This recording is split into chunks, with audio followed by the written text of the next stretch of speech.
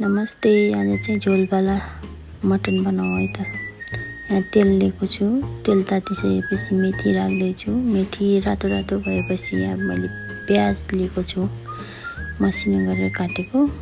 अनि त्यसपछि यहाँ मैले थोरै बेसार राखेर एकछिन भुट्दैछु। यति गरिसकेपछि मैले अब मटन राख्दैछु। मटन चाहिँ झन्डै 2 किलो जति छ। कुकर सानो भए पनि काम चाहिँ ठुलो छ।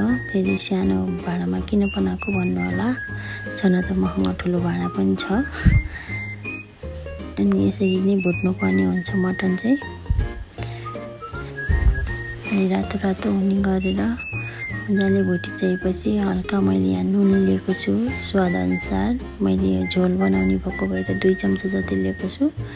तपाईहरुले ग्रेभी गरेर खाने भए पनि थोरै नुन राखेर खाना हुन्छ, स्वाद अनुसार हो फेरि।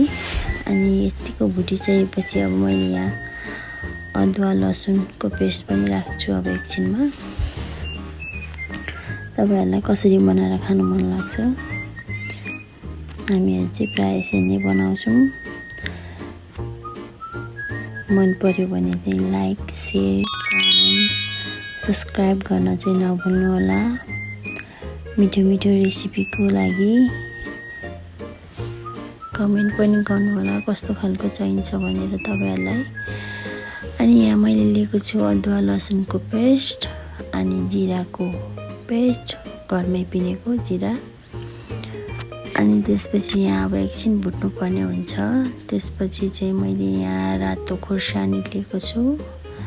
अनि त्यसपछि थोरै कलरवाला खोर्सानी पनि लिएको छु मैले यहाँ।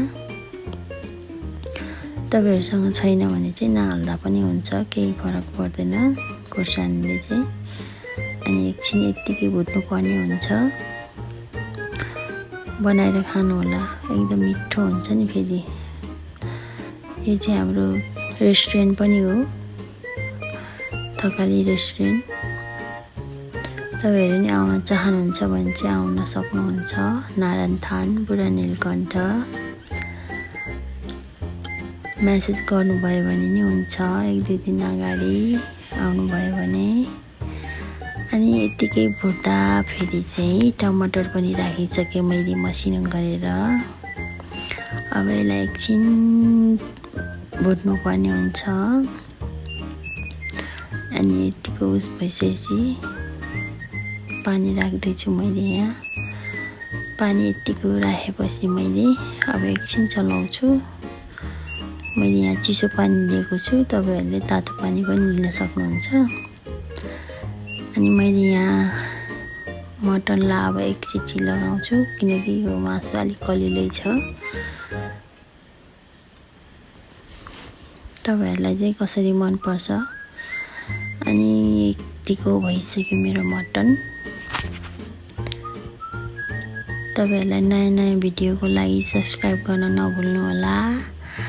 अनि कमेन्ट पनि गर्नु होला कस्तो खालको मन पर्छ तपाईहरुको लागि।